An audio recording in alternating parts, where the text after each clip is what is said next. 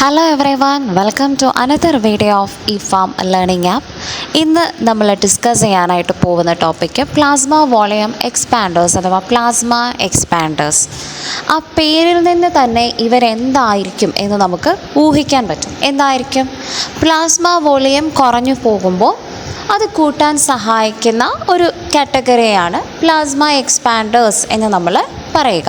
ഏതൊക്കെ സാഹചര്യത്തിലാണ് ഇത്തരത്തിൽ പ്ലാസ്മ വോളിയം കുറഞ്ഞു പോവുക?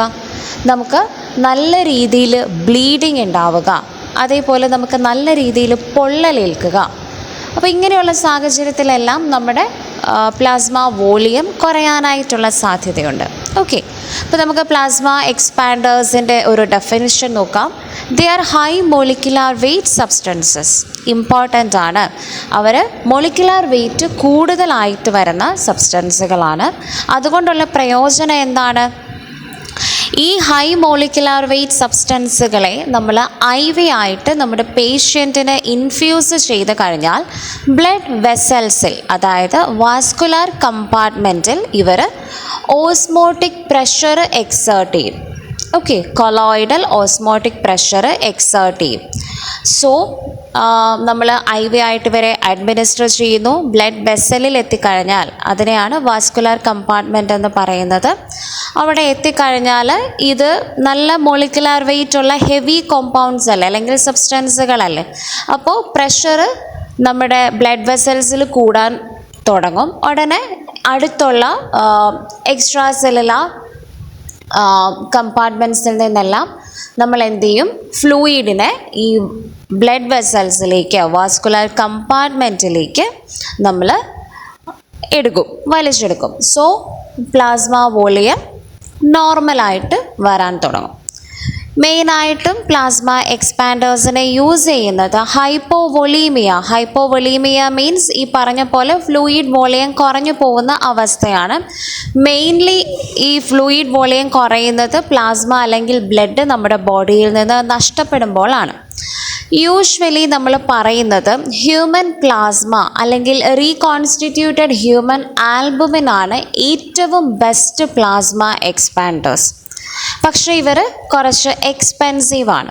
അതുകൊണ്ടാണ് നമ്മൾ സിന്തറ്റിക് കൊളോയിഡ്സിനെ പ്ലാസ്മ എക്സ്പാൻഡേഴ്സ് ആയിട്ട് യൂസ് ചെയ്യാം.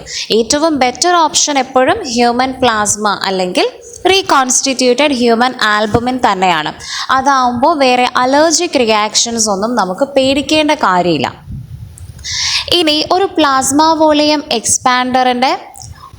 എക്സ്പാൻഡറിന് ഉണ്ടായിരിക്കേണ്ടതായിട്ടുള്ള ഡിസൈറബിൾ പ്രോപ്പർട്ടീസ് എന്തൊക്കെയാണ്? ഇപ്പോൾ പ്ലാസ്മയിൽ നമുക്കറിയാം പ്ലാസ്മ പ്രോട്ടീൻസ് ഉണ്ട്. ആ പ്ലാസ്മ പ്രോട്ടീൻസ് എപ്പോഴും ഒരു പെർട്ടിക്കുലർ കൊളോയിഡൽ പ്രഷർ എക്സേർട്ട് ചെയ്തുകൊണ്ടിരിക്കുന്നവരാണ്. അപ്പോൾ അതേപോലെ നമ്മുടെ പ്ലാസ്മ വോളിയം എക്സ്പാൻഡറും പ്ലാസ്മയുടെ കമ്പയറബിൾ ആയിട്ടുള്ള, പ്ലാസ്മയിൽ നോർമലായിട്ടുള്ള ഒരു ഓങ്കോട്ടിക് പ്രഷർ ഉണ്ടല്ലോ, അതിന് സമാനമായ രീതിയിലുള്ള ഓങ്കോട്ടിക് പ്രഷർ എക്സേർട്ട് ചെയ്യാൻ കഴിവുള്ള ആളായിരിക്കണം നമ്മുടെ പ്ലാസ്മ എക്സ്പാൻഡർ. ഇനി നമ്മൾ IV ആയിട്ട് ഇൻഫ്യൂസ് ചെയ്യുകയാണെന്ന് പറഞ്ഞു. അപ്പോൾ IV ആയിട്ട് കൊടുത്തു കഴിഞ്ഞാൽ ആ വാസ്കുലാർ കമ്പാർട്ട്മെൻറ്റിൽ തന്നെ നമ്മുടെ പ്ലാസ്മ എക്സ്പാൻഡർ നിൽക്കണം. അല്ലാതെ ടിഷ്യൂസിലേക്ക് ലീക്ക് ഔട്ട് ചെയ്യാനോ റാപ്പിഡ്ലി ഡിസ്പോസ്ഡ് ആവാനോ ഒന്നും പാടില്ല. ഇനി ഫാർമക്കോ ഡൈനാമിക്കലി ഇവർ ഇനേർട്ട് ആയിരിക്കണം. എന്ന് പറഞ്ഞാൽ വരുന്നു, നമ്മുടെ ബ്ലഡ് വെസലിൽ അല്ലെങ്കിൽ വാസ്കുലാർ കമ്പാർട്ട്മെൻറ്റിൽ ഓങ്കോട്ടിക് പ്രഷർ എക്സേർട്ട് ചെയ്യുന്നു. അതിനപ്പുറം വേറെ മെക്കാനിസം അല്ലെങ്കിൽ ഫാർമക്കോളജിക്കൽ ആക്ഷൻ്റെ ഒന്നും ആവശ്യം ഇല്ല. ദെൻ പൈറോജനിക് ആവാൻ പാടില്ല. പൈറോജനിക് മീൻസ് നമ്മുടെ ടെമ്പറേച്ചർ കൂട്ടാനായിട്ടൊന്നും പാടില്ല. ആൻറ്റിജനിക് ആവരുത്, അതായത് അലർജിക് റിയാക്ഷൻസ് ഒന്നും കോസ് ചെയ്യാൻ പാടില്ല. ദെൻ ബ്ലഡ് ഗ്രൂപ്പിങ്ങിലോ ക്രോസ് മാച്ചിങ്ങിലോ ഒന്നും ഇൻ്റർഫെറൻസ് കാണിക്കാൻ പാടില്ല. നമുക്കറിയാം, ഇപ്പോൾ നമ്മൾ ബ്ലഡ് ട്രാൻസ്ഫ്യൂഷൻസ് ചെയ്യുകയാണ് അല്ലെങ്കിൽ ഓർഗൻ ട്രാൻസ്പ്ലാന്റേഷൻ, ഇങ്ങനെയുള്ള സിറ്റുവേഷനിലെല്ലാം നമ്മൾ ക്രോസ് മാച്ചിങ് നോക്കും. ക്രോസ് മാച്ചിങ് എന്ന് പറഞ്ഞാൽ അത് അതായത് നമ്മുടെ റെസിപ്പിയൻറ്റും ഡോണറിൻ്റെയും രണ്ട് പേരുടെയും ബ്ലഡ് തമ്മിൽ കോമ്പാറ്റബിൾ ആണെങ്കിൽ മാത്രമേ നമുക്ക് അവരിൽ ബ്ലഡ് ട്രാൻസ്ഫ്യൂഷൻ അല്ലെങ്കിൽ ഓർഗൻ ട്രാൻസ്പ്ലാന്റേഷനൊക്കെ ചെയ്യാൻ കഴിയും. അപ്പോൾ ഇത് ക്രോസ് മാച്ചിങ് ചെയ്യുന്നത് എങ്ങനെയാണെന്ന് ചോദിച്ചാൽ റെസിപ്പിയൻറ്റിൻ്റെ പ്ലാസ്മ എടുക്കുക, ദെൻ നമ്മൾ ഡോണറിൻ്റെ RBC എടുക്കുക, ഇത് രണ്ടും മിക്സ് ചെയ്യുക. ഓക്കെ, റെസിപ്പിയൻറ്റിൻ്റെ പ്ലാസ്മയിൽ നമ്മുടെ ഡോണറിൻ്റെ RBCക്ക് എഗെയിൻസ്റ്റ് ആയിട്ടുള്ള ആൻറ്റിബോഡി ഉണ്ടെങ്കിൽ അവിടെ റിയാക്ഷൻ നടക്കും. അങ്ങനെ റിയാക്ഷൻ നടന്നാൽ നമുക്കൊരിക്കലും ആ 2 പേരിൽ ബ്ലഡ് ട്രാൻസ്ഫ്യൂഷൻ അല്ലെങ്കിൽ ഓർഗൻ ട്രാൻസ്പ്ലാന്റേഷൻ നടത്താൻ കഴിയില്ല. അപ്പോൾ നമ്മുടെ പ്ലാസ്മ എക്സ്പാൻഡർ കൊടുത്തു കഴിഞ്ഞാൽ ബ്ലഡ് ഗ്രൂപ്പിങ്ങിലോ ക്രോസ് മാച്ചിങ്ങിലോ ഒന്നും യാതൊരുവിധ പ്രശ്നവും കാണിക്കാൻ പാടില്ല. ദെൻ ഇത് സ്റ്റേബിൾ ആയിരിക്കണം, മാത്രമല്ല അഫോർഡബിൾ ആയിരിക്കണം, എല്ലാവർക്കും അഫോർഡ് ചെയ്യാൻ പറ്റുന്ന വിലയിലുള്ളതാവണം, ഈസിലി സ്റ്റെറിലൈസബിൾ ആവണം. ബിക്കോസ് നമ്മൾ ഡയറക്റ്റായിട്ട് IV ഇൻഫ്യൂഷൻ പാരൻറ്ററലി കൊടുക്കുന്നതല്ലേ, so it should be easily sterilisable. ഇനി പ്ലാസ്മ വോളിയം എക്സ്പാൻഡേഴ്സിനെ നമുക്ക് 2ആയിട്ട് തിരിക്കാം, ക്രിസ്റ്റലോയിഡ്സ് ആൻഡ് കൊളോയിഡ്സ്. ക്രിസ്റ്റലോയിഡ്സ് എന്ന് പറഞ്ഞാൽ നമ്മുടെ വാട്ടർ സോല്യുബിൾ മോളിക്യൂൾസ് അല്ലെങ്കിൽ മിനറൽ സോൾട്ടുകളുടെ അക്വസ് സൊല്യൂഷൻസിനെയാണ് ക്രിസ്റ്റലോയിഡ്സ് എന്ന് പറയുക. എക്സാമ്പിളാണ് normal saline, dextrose, ringer solution, ഇതെല്ലാം. ഇനി കൊളോയിഡ്സ് എന്ന് പറയുമ്പോൾ കുറച്ചും കൂടി ലാർജർ മോളിക്യൂൾസ് ആയിരിക്കും, വാട്ടർ ഇൻസോല്യുബിൾ നേച്ചർ ആയിരിക്കും അവർക്കുണ്ടാവുക. കൊളോയിഡിന് ഏറ്റവും ബെസ്റ്റ് എക്സാമ്പിൾ നമ്മുടെ ബ്ലഡ് തന്നെയാണ്. അതല്ലാതെ കോമൺലി യൂസ് ചെയ്യുന്ന colloids dextran, human albumin, gelatin, ഇതെല്ലാമാണ്. എപ്പോഴും നമ്മൾ പറയും ക്രിസ്റ്റലോയിഡ്സിനേക്കാൾ ഏറ്റവും ബെറ്റർ കൊളോയിഡ്സ് ആണെന്ന്. ബിക്കോസ് നമ്മൾ പറഞ്ഞു കൊളോയിഡ്സ് കമ്പാരറ്റീവ്ലി ലാർജർ മോളിക്യൂൾസ് ആണ്. അതുകൊണ്ട് തന്നെ നമ്മൾ വാസ്കുലാർ കമ്പാർട്ട്മെൻറ്റിലേക്ക് ഇവരെ ഇൻട്രൊഡ്യൂസ് ചെയ്ത് കഴിഞ്ഞാൽ അവർ ആ ഇൻട്രാവാസ്കുലാർ സ്പേസിൽ തന്നെ, അതായത് ബ്ലഡ് വെസലിൽ തന്നെ കുറേ സമയം അവർക്ക് റീറ്റെയിൻ ചെയ്യാൻ പറ്റും. കാരണം അവരുടെ സൈസ് കൂടുതലായതുകൊണ്ട് അവർ ബ്ലഡ് വെസൽസിൽ നിന്ന് പുറത്തേക്ക് മീൻസ് ടിഷ്യൂസിലേക്കോ അല്ലെങ്കിൽ ടിഷ്യൂസിൻ്റെ ഇടയിലുള്ള സ്പേസിലേക്കോ ഒന്നും അവർ ലീക്ക് ഔട്ട് ചെയ്യില്ല. അവർ എത്ര സമയം ബ്ലഡ് വെസലിൽ നിൽക്കുന്നോ അത്രയും സമയം ഓങ്കോട്ടിക് പ്രഷർ അല്ലെങ്കിൽ ഓസ്മോട്ടിക് പ്രഷർ എക്സേർട്ട് ചെയ്തുകൊണ്ടേയിരിക്കും. അതിനനുസരിച്ച് നമ്മുടെ പ്ലാസ്മ വോളിയം കൂടാൻ തുടങ്ങും. എങ്ങനെയാണ് കൂടുന്നത്? അടുത്തുള്ള ടിഷ്യൂസിൽ നിന്ന്, ഇൻറ്റർസ്റ്റീഷ്യൽ സ്പേസിൽ നിന്നെല്ലാം ഫ്ലൂയിഡിനെ നമ്മൾ പ്ലാസ്മയിലേക്ക് കൊണ്ടുവരും. ഡ്യൂറേഷൻ ഓഫ് ആക്ഷൻ അതുകൊണ്ട് തന്നെ കൊളോയിഡ്സിന് ക്രിസ്റ്റലോയിഡ്സിനേക്കാൾ കൂടുതലായിരിക്കും. ദെൻ കോമൺലി നമ്മൾ യൂസ് ചെയ്യുന്ന കുറച്ച് പ്ലാസ്മ എക്സ്പാൻഡേഴ്സിന് എക്സാമ്പിൾ കൊടുത്തിരിക്കുകയാണ്. Human albumin, dextran, polygeline, hetastarch. ആദ്യം നമുക്ക് ഹ്യൂമൻ ആൽബുമിൻ നോക്കാം. യൂഷ്വലി ഇത് ഒബ്റ്റെയിൻ ചെയ്യുന്നത് ഹ്യൂമൻ പ്ലാസ്മയിൽ നിന്നാണ്. നമ്മളൊരു 800 ml ഹോൾ ബ്ലഡ് കൊടുക്കുക, അല്ല എങ്കിൽ ഒരു 400 ml ഫ്രഷ് ഫ്രോസൺ പ്ലാസ്മ കൊടുക്കുക.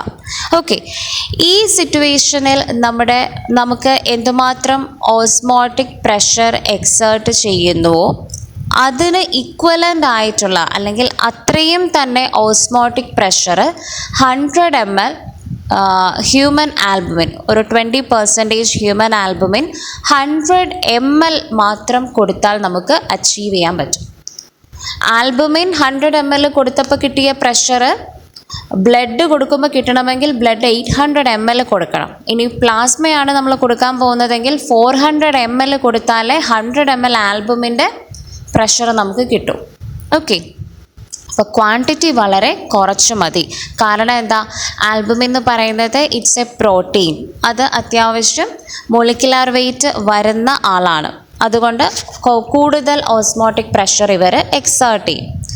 പേഷ്യൻറ്റിൻ്റെ ബ്ലഡ് ഗ്രൂപ്പ് ഏതാണ് അങ്ങനെയുള്ള ഒരു കൺഫ്യൂഷൻ്റെ ഒന്നും ആവശ്യം ഹ്യൂമൻ ആൽബുമിനില്ല. നമുക്ക് ബ്ലഡ് ഗ്രൂപ്പ് നോക്കാതെ തന്നെ ആൽബുമിനെ അഡ്മിനിസ്റ്റർ ചെയ്യാനായിട്ട് സാധിക്കും. ദെൻ ഹോൾ ബ്ലഡിനെ പോലെയോ പ്ലാസ്മയെ പോലെയോ ഒന്നും അല്ല, സിറം ഹെപ്പറ്റൈറ്റിസ് ട്രാൻസ്മിറ്റ് ചെയ്യുന്ന റിസ്ക് ഒന്നും ആൽബുമിൻ കാണിക്കാറില്ല. ബിക്കോസ് നമ്മുടെ പ്രിപ്പറേഷൻ ഹീറ്റ് ട്രീറ്റഡ് ആണ്. മെയിനായിട്ടും യൂസ് വരുന്നത് നമ്മൾ നേരത്തെ പറഞ്ഞ പോലെ ഹൈപ്പോവോളീമിയ, അതായത് ഫ്ലൂയിഡ് വോളിയം കുറഞ്ഞു പോകുന്ന അവസ്ഥ, ഷോക്ക്. ദെൻ ഷോക്ക് മീൻസ് നമ്മുടെ ഇലക്ട്രിക് ഷോക്കിനെ അല്ല ഉദ്ദേശിക്കുന്നത്, നേരെ മറിച്ച് നമ്മുടെ ഓർഗൻസിലേക്കുള്ള ടിഷ്യൂ പെർഫ്യൂഷൻ കുറഞ്ഞു പോകുന്ന ഒരു അബ്നോർമൽ ഫിസിയോളജിക്കൽ സ്റ്റേറ്റിനെ മൊത്തത്തിൽ പറയുന്ന പേരാണ് ഷോക്ക് എന്ന് പറയുന്നത്. പല ടൈപ്പ് ഷോക്ക് ഉണ്ട്. Hypovolemic shock, neurogenic shock, cardiogenic shock, അങ്ങനെ കുറേ ടൈപ്പ് ഷോക്കുകളുണ്ട്. അപ്പോൾ അത്തരം ഷോക്കുകളിൽ നമുക്ക് ഫ്ലൂയിഡ് വോളിയം ഇൻക്രീസ് ചെയ്യാൻ, എസ്പെഷ്യലി ഹൈപ്പോവൊളീമിക് ഷോക്കിൽ നമുക്ക് ആൽബുമിനെ യൂസ് ചെയ്യാം. ബേൺസിൽ യൂസ് ചെയ്യാം. അക്യൂട്ട് ലിവർ ഫെയിലിയർ ഉള്ളവരിൽ നമുക്കറിയാം ഈ പ്ലാസ്മ പ്രോട്ടീൻസ് എല്ലാം കുറവായിരിക്കും. കാരണം ആൽബുമിൻ പോലുള്ളവരുടെ മെയിൻ സിന്തസൈസിങ് ലൊക്കേഷൻ എന്ന് പറയുന്നത് ലിവറാണ്. ഇനി ഹൈപ്പോപ്രോട്ടീനീമിയ, പ്രോട്ടീന് നമ്മളിപ്പോൾ പറഞ്ഞ പോലെ പ്രോട്ടീൻ ലെവൽ കുറവാണെങ്കിൽ ആൽബുമിൻ നമുക്ക് കൊടുക്കാം. ഡയാലിസിസ് പേഷ്യൻസിന് നമുക്കിത് കൊടുക്കാം. ഇനി ഇവരുടെ ADR എന്ന് പറയുന്നത് ഫെബ്രൈൽ റിയാക്ഷൻ ഉണ്ടാകുന്ന സമയത്ത് ആൾക്ക് നല്ല പനി, അതേപോലെ മസിൽ പെയിൻ, നല്ല വിറയൽ, ഇതെല്ലാം ഉണ്ടായിരിക്കും.